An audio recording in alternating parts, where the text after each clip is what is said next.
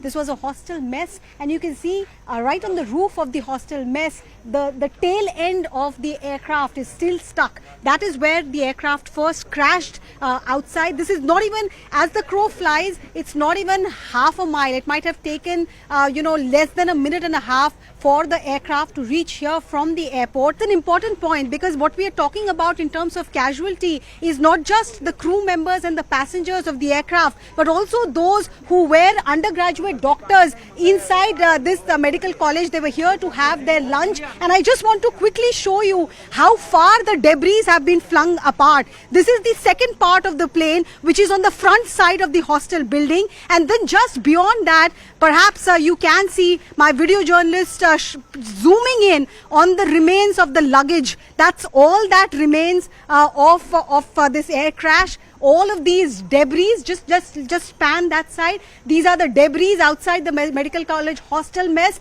And for the next half a kilometer or so, which is about 1/4 of a mile, this is all that you're seeing. Debris and parts of the Indian Airlines aircraft that crashed. And even as I'm speaking to you, maybe in the ambience you can hear, that's another aircraft which has taken off from the Ahmedabad airport. So the sound is quite loud because it's just outside the airport wall.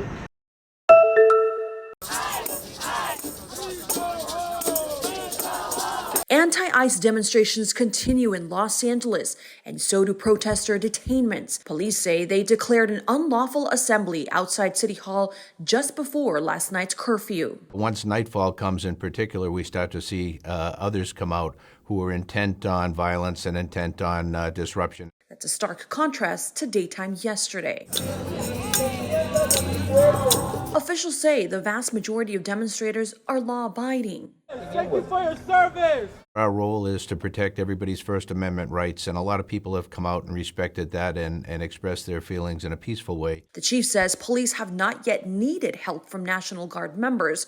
Now, U.S. Northern Command says Marines will soon be deployed to L.A. Left-wing radicals waving foreign flags viciously attacked ICE and Border Patrol agents as well as Los Angeles police officers. Protests are also happening in other cities, like Spokane, Washington, which had an emergency curfew last night, and Indianapolis, where demonstrators gathered outside an NBA Finals game. Protesters say they want ICE to stop deporting people whose only crime was entering the U.S. illegally. None of my family are criminals, or if anything, they're the most hardworking people I've ever met in my life.